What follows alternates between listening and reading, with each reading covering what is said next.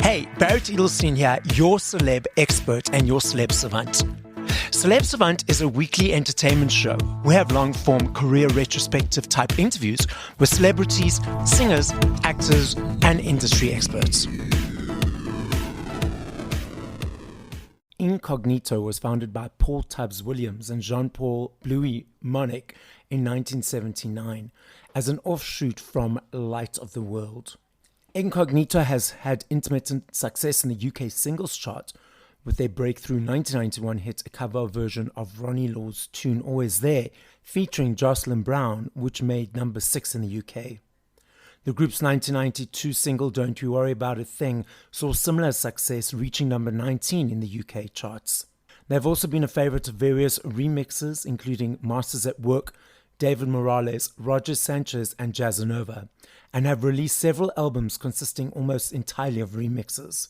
In 2021, the band reissued a celebratory 40th anniversary 106-track retrospective of their debut album Jazz Funk. In October 2022, the band was the first group to be honoured as part of Universal Music Recordings' Black Story series, which honours Black UK artists as part of the UK's Black History Month.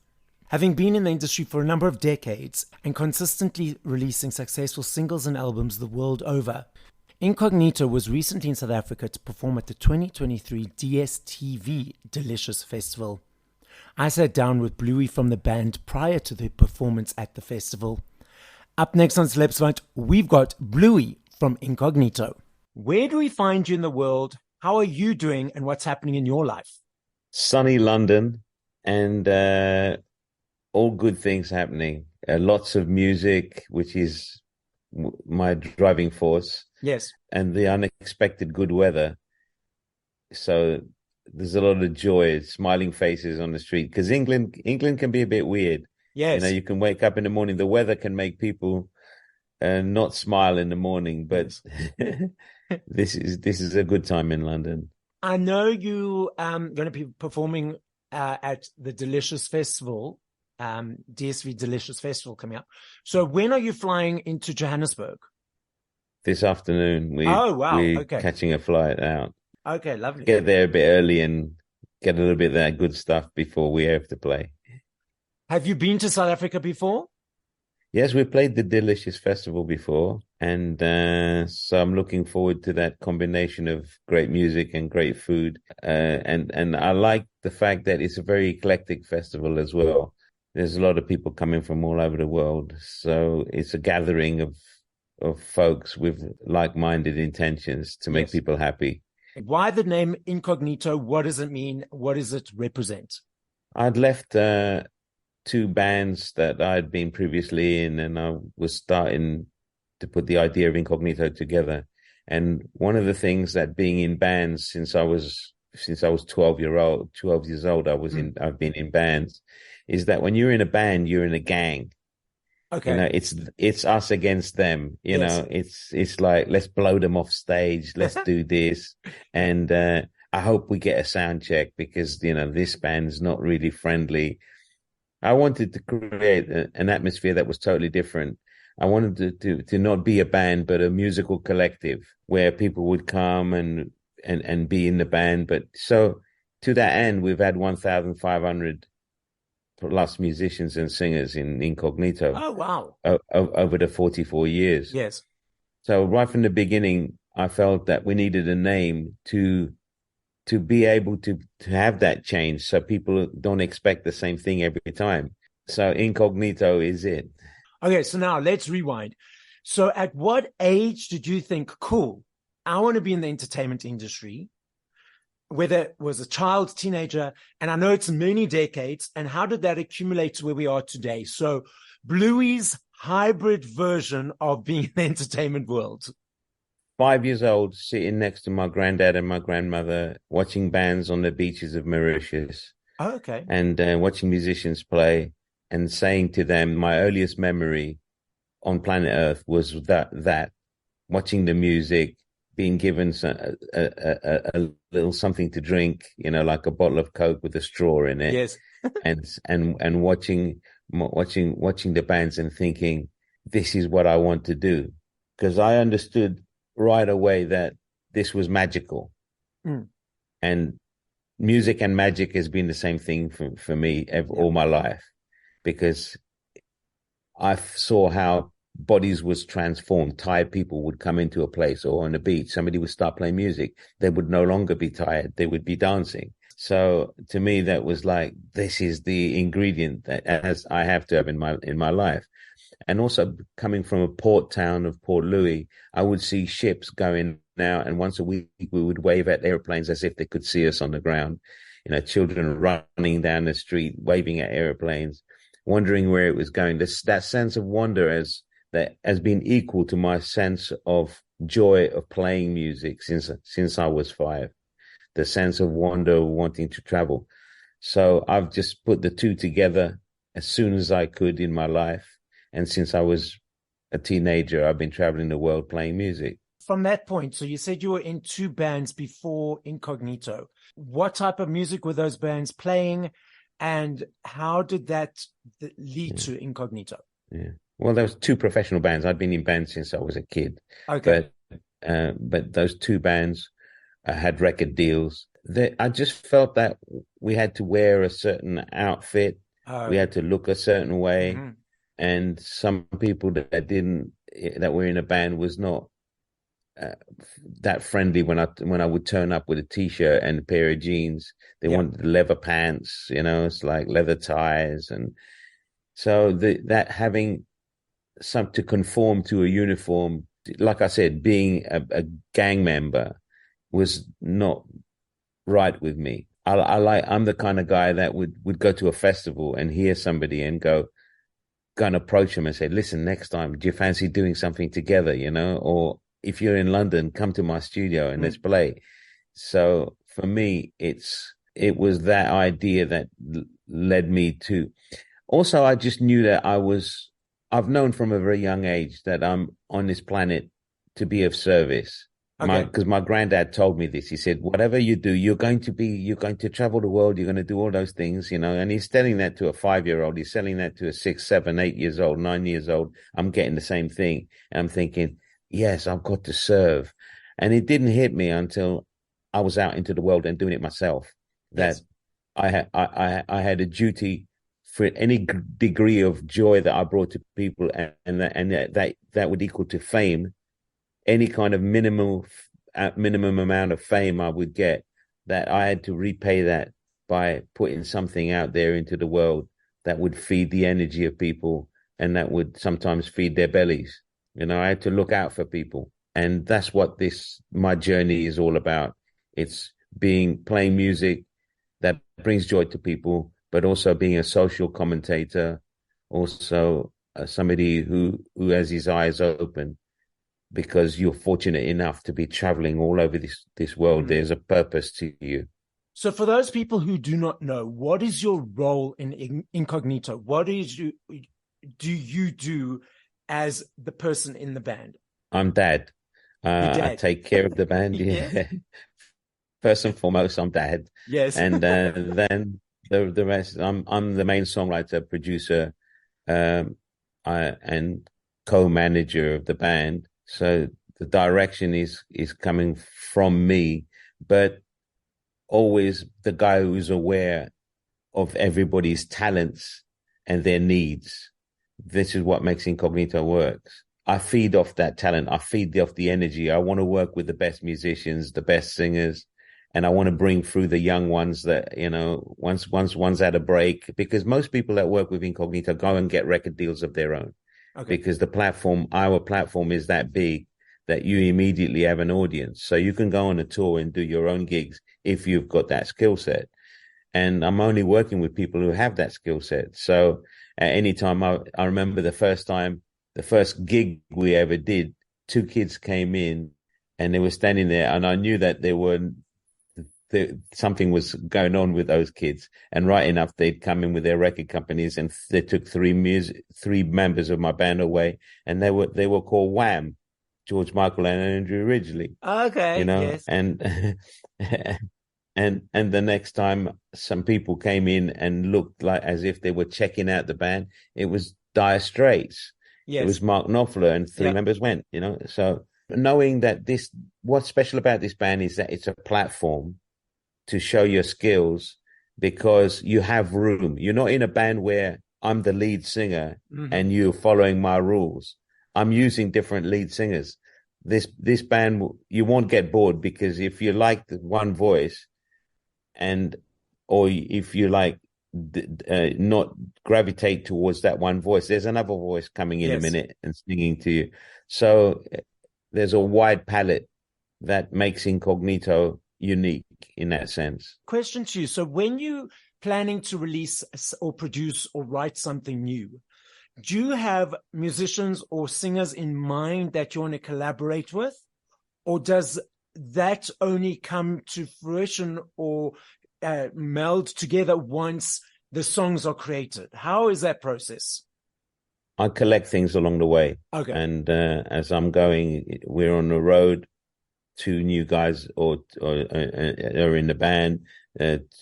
Two new female singers have come in, and they're depping. And I'm watching, and I'm thinking, okay, definitely this one and that one and this one is going to be on the next album because I can already feel their soul. I can understand the music. Then I live with them for a little bit longer, and I find out what they're about. I have conversations with them, and like I said, that's my dad role. Yes. I get to know my kids because I have to know what I'm dealing with and how my kids are changing, and they're kids also, so they're up to stuff, and what they're up to is like my business because that's going to affect what goes on in my life. Yep. And most of the time that affects my songwriting. Pretty soon I'll find somebody, one of them crying, put my arms around them, we're talking, I got the next song. I'm helping them, but I've also got the next song. Exactly. Because I know that if I tap into the fact that they've opened to me their makeup or breakup of a relationship or whatever they're going through, by the time I finish off with the lyric and allow them to come in and maybe possibly even work with me in completing the song, they realize that this is about them. And there's nothing better than somebody speaking their truth. When band members sort of come and go, as you mentioned, and singers come and go, how does it work, for example, when you're doing a show, live show or festival like what's coming up, and a member of the band has left or lead singer has left, does another person step in and learn the song? They learn the structure. The kind of people I work with, they must be able to adhere to structure. Okay. So structure and form, the era is. But then if you can't make it your own, you're not singing that song. I don't need you aping somebody. I need you to be able to kind of adhere to the structure, but you need to bring your A game. Okay. Because I know you've got an A game. You're not in the band if you haven't got an A game. So yes. It's never a problem because I'm bringing people that I know can adapt and bring their own personality to it. And it's really good for me too, because it keeps me on my toes. And then I look around to my keyboard player, and my keyboard player is hearing that new singer singing that same song that he's played like half a year, suddenly looks at me and gives me the, whoa, this is great. It's like, this is a keeper. We've got another one, Yeah. And that interaction goes on in my band all the time. It'll happen in South Africa because that's what's going on at the moment. There's changes in the band and people are coming in. And there's an excitement because we've got a brand new album coming out. We won't be performing any of that because a festival like Delicious is about bringing the photograph album to the audience and showing them the pages of pictures of them where they were at the time. Be going, and I know I'm going to look in the audience and somebody's going to go, oh, that's my song, kind of thing. I'll know it, always there. And suddenly there'd be that group of dancers looking at each other and trying, no matter what age they are, trying to throw the shapes that they threw back then, So it's that interaction. A festival is a celebration of life, and we are part and soundtrack these people's lives. So at the festival, what you do is you celebrate their lives and your own story in one. I love that analogy, and I love that picture you created of the picture and the memories and the photo albums. As you were saying it, I was seeing pictures and movement and dance. So I love that. So I'm going to keep that. So thank you for that. The difference for you of performing at a festival like Delicious and performing a headlining show, I'm sure you approach them the same, with the same energy, enthusiasm, and A game, as you mentioned. What are the differences between the two for you? A festival, people have come not just for you. Yep. They've come for the experience of the festival. And if you think yourself above that, you're not in the festival mood. You haven't got into the game. If I'm going to a festival, I want to see as many bands as possible. I want to taste as much food. I want to kind of make contacts, meet new people, check out the reactions of the environment, which is going to be different to a festival in Birmingham in the UK and one in South Africa, in Johannesburg. Yep. It's going to be culturally different. The colors are going to be different. And to me, it's that life is lived by being at the center of all that.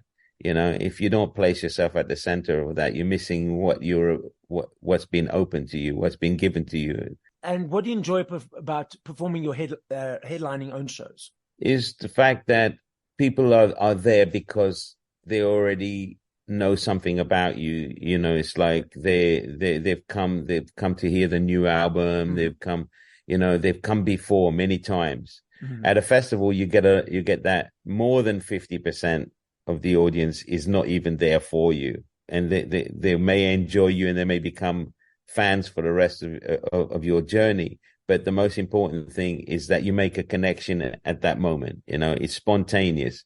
It's less spontaneous with our audience, but it is also a different vibe in the sense of how the songs are accepted. Yes. The songs are accepted with like, I know you, what are you saying now?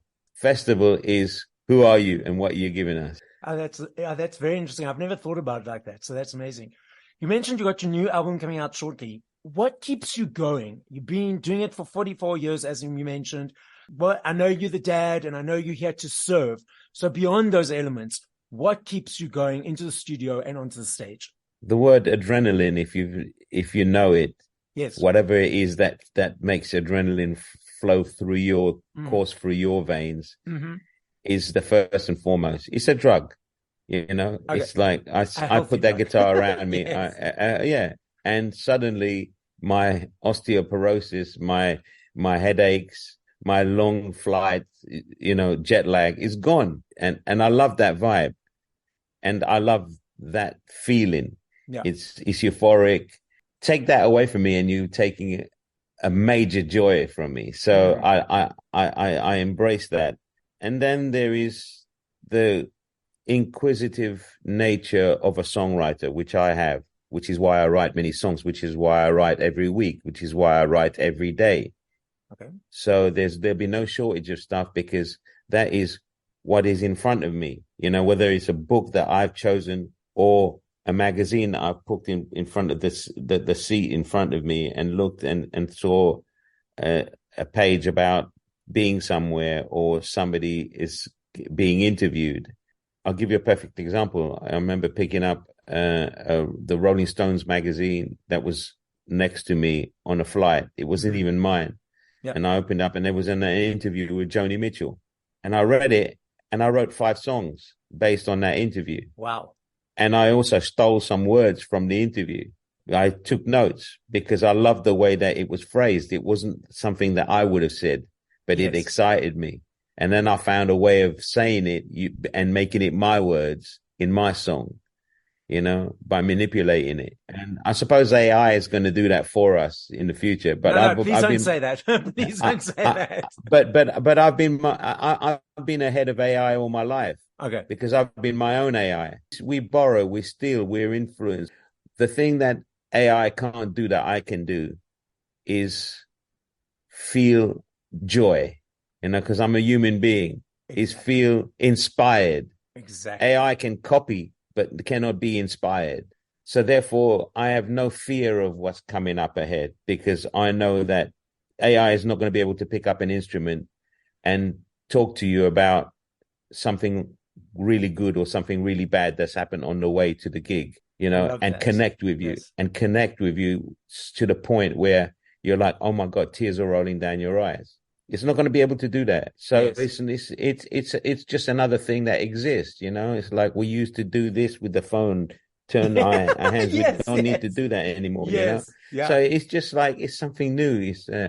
And it makes things move quicker, and it's stuff that it makes people take shortcuts. But the people that take shortcuts are going to be the people that take shortcuts. The people that want to cheat an exam are always going to be the people that want to cheat an exam. All Yes. right, they've existed from time immemorial. Yeah. What is important about a soulful person is the fact they're soulful by the nature of they're never going to steal from you. They've got empathy. They're going to feel for you or for someone who is in a worse position. Those things cannot be replaced. Those human qualities cannot be replaced. You can reword. Basically what AI is going to do is reword the words of others. Copy and paste. I don't copy and paste. I'm inspired. I live off inspiration. I love that. I grow my music like I grow vegetables and flowers. Yes. I nurture it, and it's all coming from the soil that is my heart. I totally agree with you. It's about energy, experience, and emotions, and AI doesn't have that. And it may make a nice song, but at the end of the day, somebody's going to have to sing it. And yes, they are going to possibly manipulate their voice into a vocoder. But okay, but there's always going to be people that want that. There's people that's going to drive ever since I've been a kid, there are people that drive by in cars playing music that I think that's shit. Yes. It's like that's always going to happen. Yeah, exactly. It's like, so if that's part of it, that's part of it. Yeah. But there's always going to be people every now and again say, oh, what's that? I got to know what that is. Run to the corner before the car turns around. What you listening, my friend? So talking about songs, I know if I had to ask you this question in 2 days, 2 hours, 2 months, 2 weeks, I recognize and I understand that your answer will be different every time. So if you had to push play to 5 songs by other artists, once we were finished this conversation, what would those 5 songs be and by whom? In this moment, yes, Walking in Rhythm by the Blackbirds, Tanya Maria's Come With Me. Yeah. Because there is a kind of festival kind of quality about it, and that's what our conversation has been. Stevie Wonder's because he's just got a sense of wonder and craziness about it. It's like the lyrics are mad. They're almost trippy. Yeah. But they're to the point. 2 more: Marvin Gaye's Through the Grapevine, and Harvest for the World by the Isley Brothers. As a final message to the listening audience, what would you like to say? I suppose I'll borrow something. Bob Marley, you can't beat that, because I'll say one love will keep us together.